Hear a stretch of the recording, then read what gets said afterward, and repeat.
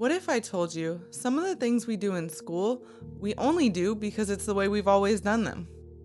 I'm Lauri Jack, And I'm Diane Mallard. and this is a Curiosity Plug.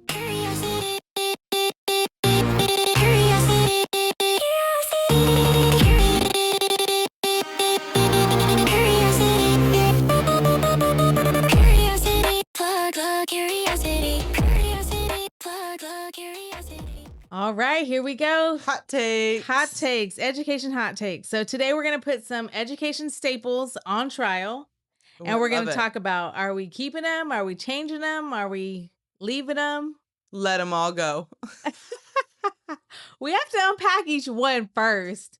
Some of them we might need to just change. You got some good ones in here? Let's see. I Okay. don't know. We're about to find out together. Okay. First one. Homework. Let it go. Let it go. I'm such a homework hater. Homework hater. I am a homework hater. And maybe I'm a little wrong, but I'm a homework hater. I think I disagree. I'm glad. I would love to hear. Your face is just not like- saying that you want to hear it. Because if you just went to, okay, this is my thing though. If I go to work for a whole day, I don't feel like it's fair to be expected to come home and do more work.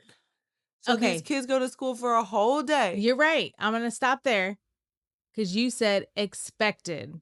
I think that's the trick here. Okay. There's sometimes when, like, if you love what you do, the saying, I forgot how it goes now, but if you love what you do, you never work a day in your life. Okay. Something like that. To Mhm. where, like, if you bring something home to work on, it's not like it's because you want to, not because you have to. Now I'm okay with that. Not because it's expected. Mhm. So I feel like homework should be the same way. So I guess let's rethink what homework is, what it means, because I Right. agree. Mandatory, expected to do homework. That they just copy or Google or now AI. Yes. Ain't no point.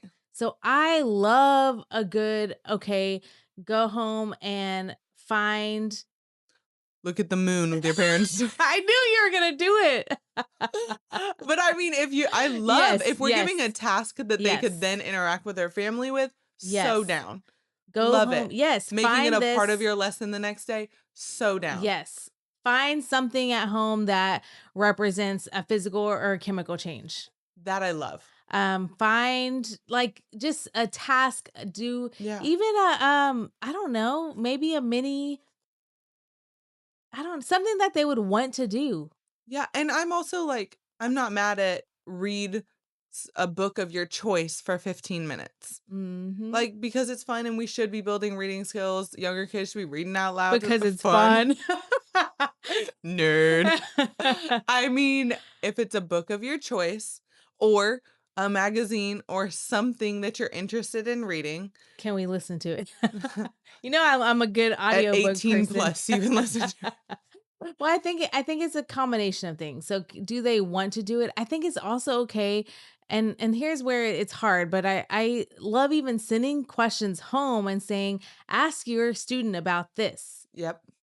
Ask your kid about this tonight at dinner, at whatever.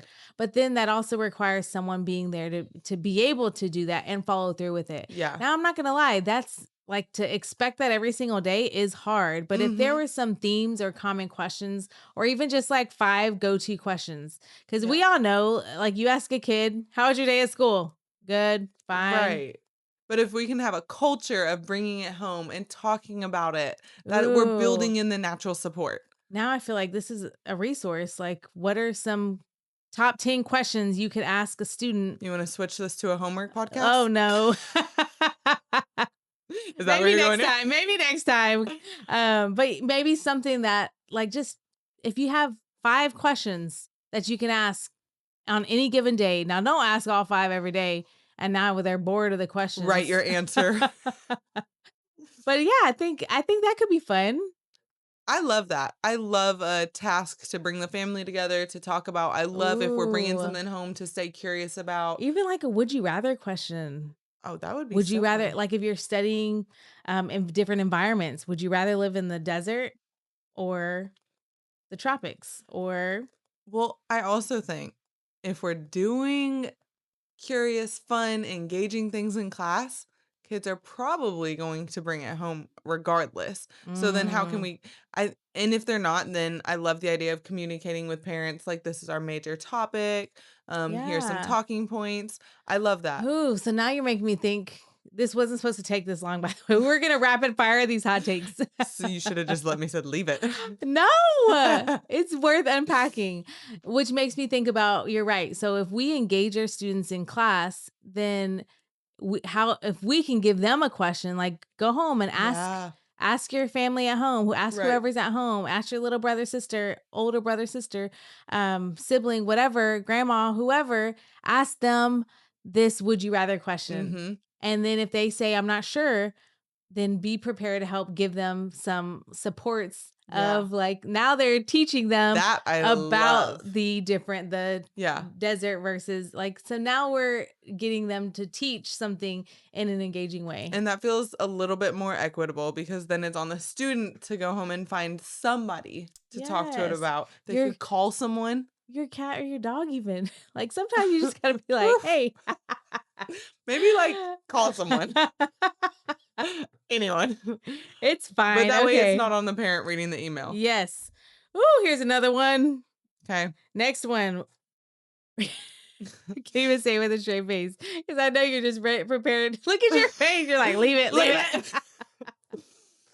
it. Reading the syllabus aloud on day one. Hmm. Le- Leave it. What was that? I was trying to pretend to think about it, but my acting skills are just really not I'm it. in deep thought. Is I she mean, gonna say it or is she not? I love reading the syllabus on day one. Leave it. We've talked about this before. Like, how can we like day one is so important. Day one is so important. And the culture, the message we're Yes. going to send is sit and listen to me deliver information. Uh uh-uh. Mm. uh. Um, No kid wants to go to school and just hear someone talk. so I also want to disagree and say change it again. I agree. I'm with you. There's information that has to be delivered, Yes. but we've talked before about other ways to deliver it than the Yes. teacher reading the syllabus. Yes. I definitely think, especially on the first day, especially on the first week, we want kids to want to come back. Like, if they can't find any joy on the first day of Yeah. school, like, then we rob them of the joy of learning, Right. of school for the whole year. Like, you're setting the tone for that year. So, how can we set a tone that feels like, okay, I'm ready for anything. I'm ready to Yeah. learn. I'm ready to ask questions. So, some things that we've talked, when I say change it, some things we've talked about is like a scavenger hunt with the Mhm. syllabus. We've talked about like doing kind of a syllabus quiz Mhm. um, with whiteboards and a partner where, okay, now we're saying, do you have homework in this class? And they have to Right. go find the answer and then they write it on the whiteboard. You can gamify that also. Yeah. But the way you do things on the first day sends such a message. And I think it's imperative that they're collaborating, that there's discourse on the first day, because then you're saying that that's the expectation. If Yes. you go the first 3 days of school and you're never having discourse with a peer, you're never collaborating, and then all of a sudden we just think that's going to turn on. If we set that tone from day one, then they already know. And that's the students are walking in the next day with this expectation, Yep. this higher expectation of in this class, I'm going to do things. And I'm hopefully going to they're speak. excited about doing them. Oh, so we talked about sentence stems before. If we make them speak in complete sentences to peers on the first day, that's the expectation. Right. That's the bar. So we don't need to build up to the bar. We need to start there so Yeah. that they know that's what we expect. Okay. Okay. I'm here for So it. change it. Change it. All right. Ready? Le- Participation grades. Ooh.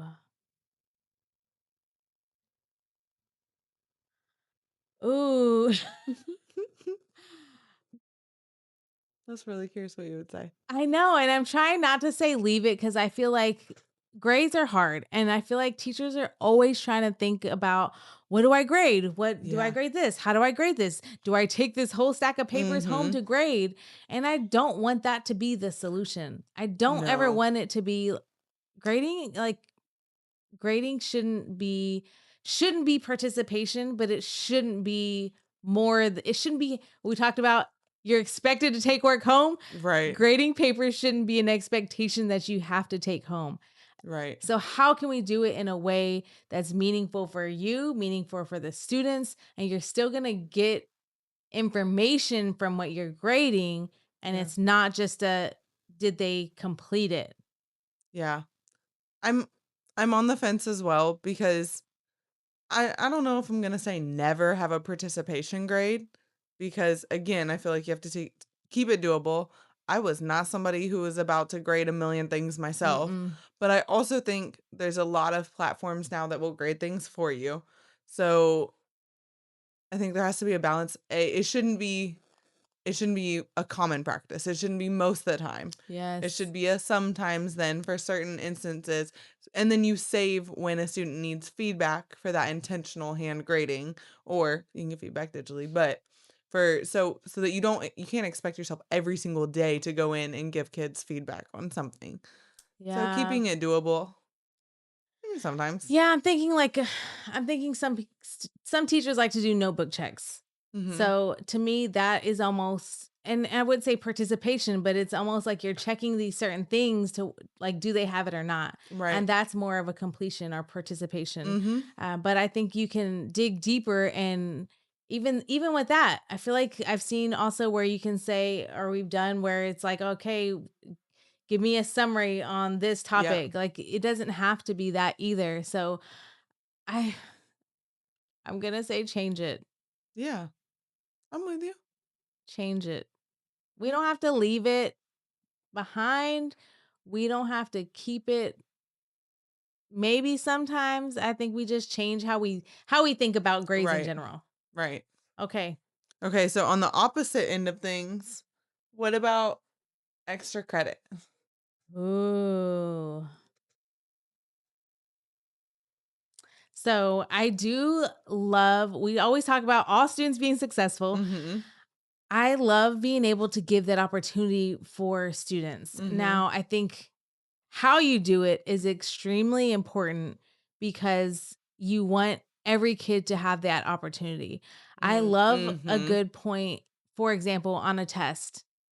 Like if you have kind of an evaluation, or maybe you're explaining, or like what was the hardest part of this test. Now, of course, that's not going to be 10 points of extra credit, Right. but if you have like some kind of key reflection questions, because Yeah. we want kids to be thoughtful, we want them to be intentional, we Mhm. want them to grow. So if if I had a test and I had some extra credit, it might be a couple of points that was worth them reflecting on Yeah. these words that I didn't know and my plan to understand them next time, or under how could I steps to take to try to figure out what those words are. That would Like, be cool data for the teacher. I'm yeah. not mad at that. I did have one teacher growing up. I'm trying to think the subject. I feel like maybe it was math that always added an extra credit question to the assessment that was a little past mastery. Mm, And I'm such a nerd. I thought it was so fun. I was like, "Oh yeah. I'm ready for the challenge." And I loved attempting that, but it was also no pressure because it was extra credit. yeah. I thought it was fun.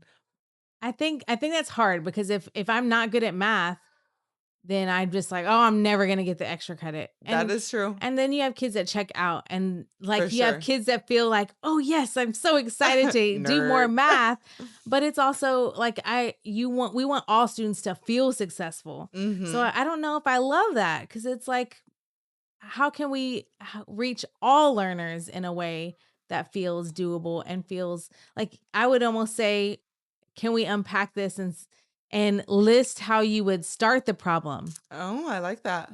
List some things that you could apply to the Yeah. problem. Like, you know what I mean? Like there's different entry points for it. I'm not mad at the extra question at a higher level Yeah. so you can kind of see where your kids are at, but how can we make sure that every kid has that opportunity to get that extra That's credit? true. If you're going to offer it, don't make it to where, oh, well, only let me Only see the who kid can. who's already mastering Yeah. can get it. Let me see who can get this extra hard problem. Like that just doesn't That feel, is that true. feels like we're trying to trick kids, Yeah. and that's not, we're teaching kids and we're growing kids. So how can we make it in a way where all kids can be successful? What about extra credit for a ream of paper? I literally had to process what you just said. It's like, wait, what? Keep it or leave it. Extra Extra credit credit for if you materials? bring supplies. Now again, how is that? I How just can wanted to we see you get mad. How can we I'm gonna say, no, it's not mad. It's because that's I feel like these are practices that I don't want to say completely that one, I guess, yes, leave it. Because again, we have different kids that can Yeah. and can't. It's not equitable. And so how do we make sure all kids can be successful? Now I feel like if you're in a place like parents are usually gonna supply for a wish Mhm. list. And if not, there's different ways to go about Yeah. it. But yeah, I don't know. Oof. I know you try to get me on that one. It's okay. Moving on. Next. Okay. What you got? You were getting ready to say leave it? You already know. Go for it. What you got? Stop. Because you give me all the bad ones. Okay. Having a notes day. Period. I'm not gonna yell. I'm not gonna yell. Leave it. Notes are good. Yeah. Having a notes day with a lecture. Leave it. Notes are good. We have also had other episodes on shifting what we view as a notes day. Um, a straight up lecture, leave it. Done. Done are the days of a straight up lecture. Ooh, I'm gonna have to push back a little bit. Push back. Go for it.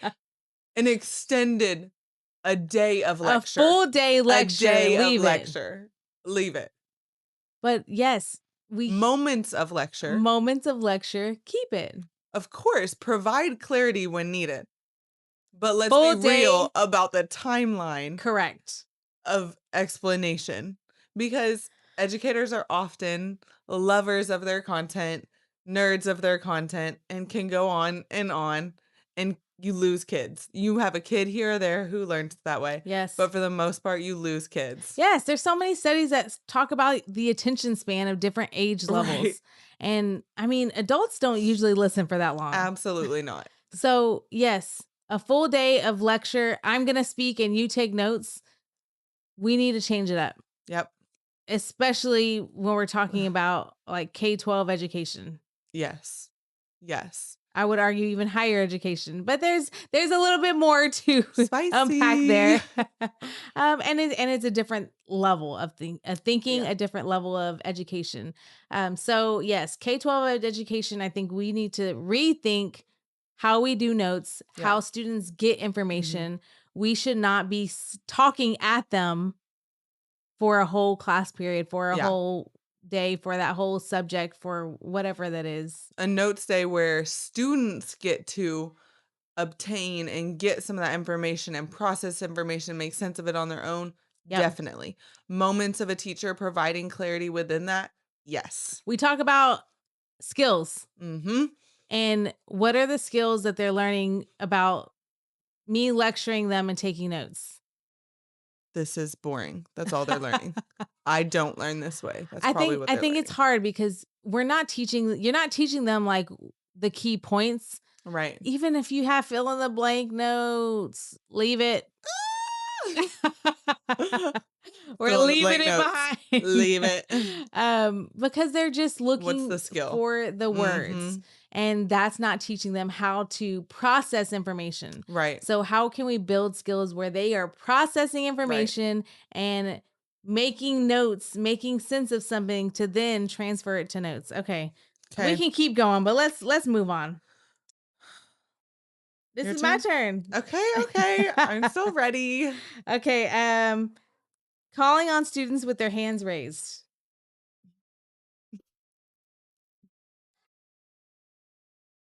Say it so I can push back. Sometimes. That should not be the only check for understanding that you do. Um, and I just can't help but think about all the kids whose hands not raised and why. Yep. Um, Kids need processing time. Kids need to talk before they feel comfortable raising their hand to speak. So if that is your go-to and you explain a little, ask a question, call on whoever's hands raised, leave that. Yes. Is there a time and place for it? Sure. A little bit. Like when? Um, I think if you let kids talk and then you have kids raise their hand, sometimes that's okay. If it's about your instructions that you said and maybe you have a call in a hand for a kid who can repeat the instructions to the class, okay. But I just don't see a bunch of good times. If it's a low level thing that we're just trying to clarify, sure. Just say leave it. You're like explaining and I you're can't say like, that you'll never do that. You're right.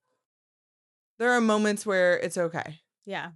It should not be a frequent thing. That should not be your go-to way to get information from students. So how would you call on students? Well, I'm a lover of numbers and letters and having students be able to talk to someone and then say, okay, all letter A's or something stand and share. Yeah.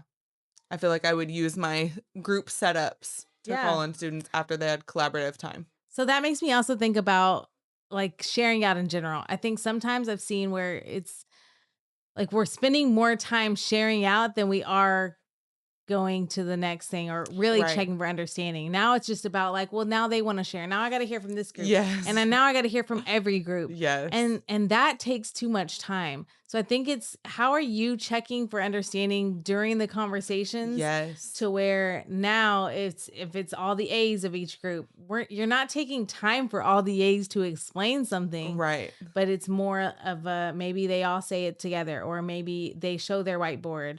Or something to where it moves a lot quicker because you do not have to spend 5-10 minutes. Even, I don't know, sometimes it's just like you can go hear the key information and you can say, great, I heard this person talk about that. I heard this person talk about that. Those are all great points. And then we move on. So we are listening while they speak instead of waiting for them to speak to then have them share out. Yeah, because then the whole group, that just... Somebody's checking out. You start tuning out. Exactly. So okay. Mostly leave it. Yes. Okay. Is it my turn? Yeah. Okay. Study guides that mirror the test. Leave it. There's only one right answer. I'm thinking about study guides in general, but no, we do not want to mirror the test because we've talked about this before, but really like then we have that false sense of success because now they're only successful because we've just told them, like we prepared them for that one question.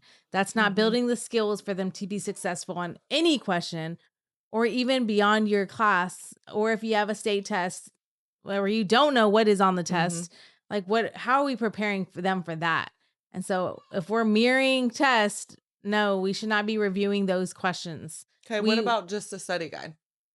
I think a study guide isn't bad. I think it's one of those when we go back to homework, what's expected or not. Yeah. Did they have a part? Effective? I think it depends. I think now we're not... Oh, no, this is too much to unpack. We're supposed to go rapid fire here. Okay. We're not rapid firing.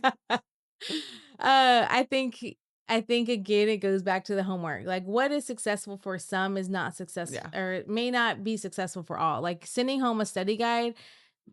Some people might study that. Some people might have people at home that make them study that. Right. I think it's more so about like, what are some questions I can think about to help me think deeply about the content, about the words I need to learn how to apply. Because we've said this before. Do we have this on here? No. I'm gonna say it. What you got? Vocab, definitions, Like making vocab, just study guides, rewriting. yeah. Copying definitions. Leave it. Give them that definition. We've said this plenty of times. Give them the Yes. definition, use the definition, Yeah. apply it. Annotate. Memorizing a definition alone is not gonna do anything for you. Coming from someone who could memorize all the definitions and all the notes and then pass the test and literally lose it from my brain the next day. Oh my goodness. Okay, wait. No, look. That was kind of perfect segue into word walls. Keep it, but use it. Keep it, but use it. I have Ooh. definitely been guilty of making a word wall and then never using the word wall. There's my word wall in case you Right. were looking for it. Administrators in the room, there's my word wall, but never used it. And then I have seen teachers use word walls really effectively. I've seen teachers add images to the word walls to Mhm. support all learners. I've seen them use it to say, use this number of words or to circle some of the higher level words and say, use a few of these within your explanation. So I am all for it. Keep the word walls, but actually use them. Yes. Or even have students help develop the images for the words on the word wall. Like Definitely. have a model of that. Right. Now it's more meaningful to them and Have them be a part of relatable. it. Yeah, definitely. Okay, next one is I didn't look. every I'm ready for the surprise. everyone's notebook looks exactly the same. Leave it. Leave it. I mean, that's the same as mirrored review, as copying definitions, as a lecture. If Yep. they all look the same, what thinking did kids do? Yep. They definitely didn't do their own Yep. thinking. Check out Because our other episode on notebooks. exactly. All right, next one. I looked at it, so don't look. Okay, I didn't. Taking points off for late work. Oh God, I really didn't look at this. Um, um, ah! I mean, I don't know if I have a solution. I feel like you've got to set the culture that there's an expectation. I feel like I would always accept the late work, but I think I'm still going to take the points off. Keep it. Okay. Tell me what you think. I don't have a pushback for this Okay. either. I think it depends. I think sometimes districts or campuses already have protocol in Yeah. place. And I definitely agree, and we have to set expectations, and we always talk about like keeping the bar for our students, setting the Yeah. expectations and not just like accepting anything.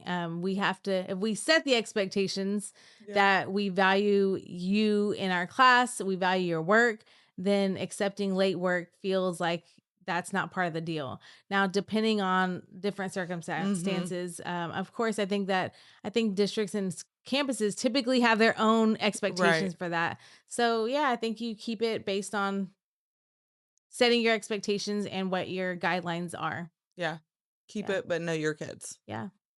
Okay. Are you ready? Yeah. Did you look? No. Okay.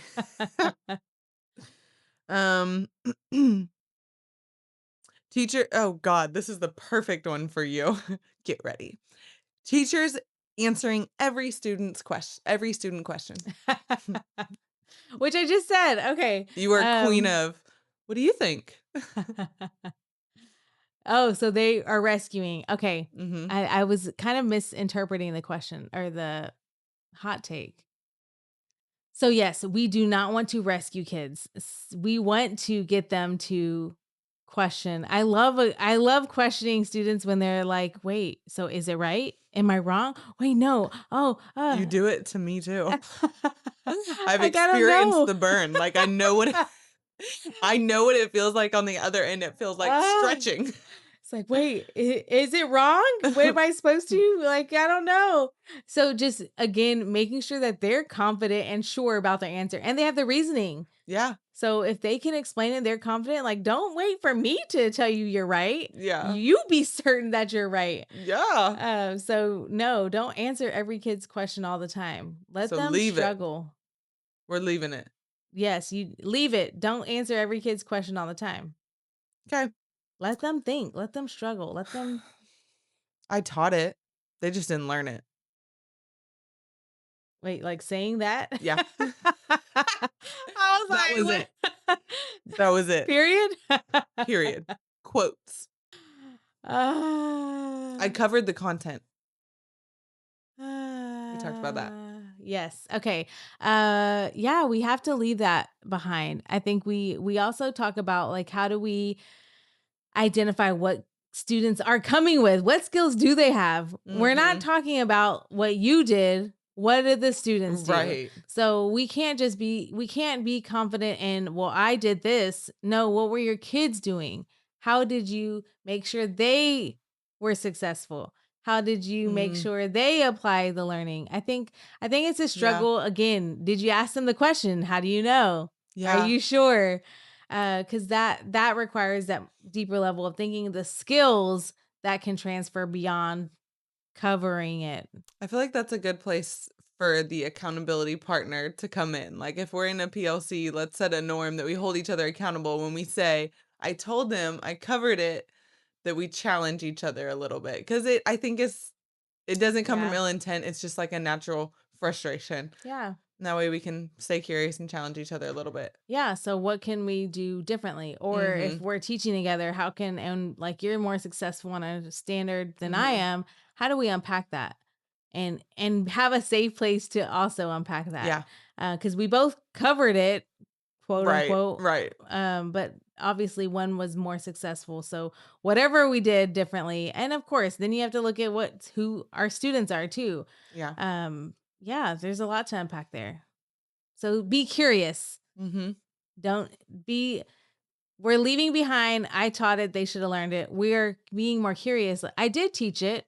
I wonder what I could have done differently. Mhm. I love Ah, it. okay. You want another one? Did you look at it already? I didn't. Okay, your turn. Okay. Next one is Dun dun dun. quiet classrooms That's it? because they are well managed classrooms. A always quiet classroom makes me so sad to think about. And I do remember when I was first starting teaching, someone telling me, praising this teacher for having this silent room that operated where kids immediately moved paper to here and passed them in the systems and everything was just locked in and kids knew they don't speak in Mhm. this and that was so praised. But there is just there's no joy there, and we talked about how Yeah. we want kids to want to be there. Now I think there's a time and place for a room to be quiet. Yep. I need quiet when I'm thinking about certain things, but if that's your classroom all period every day or even a lot of days, I'm not here for it. I'm leaving it. Yeah. I wanna hear the kids how Yeah. how are kids thinking and growing and challenging each other Yeah. and revising and getting feedback in a quiet environment? They're not. Yeah. So I agree, but I do want to push back a little bit. So I think what we're leaving behind is that equating quiet classrooms to well-managed classrooms. Those aren't one and the same. Right. Well, I guess quiet classrooms might be well managed, but it's not, we're leaving it behind because it's not evident that students are successful when we talk Yeah. about We know that students speaking about their content is best yeah. practice. There's plenty of research that is good for students in Yep. processing and building their understanding. We talk about science, for example, being another language. If they Yeah. don't speak it, then they're not successfully learning it.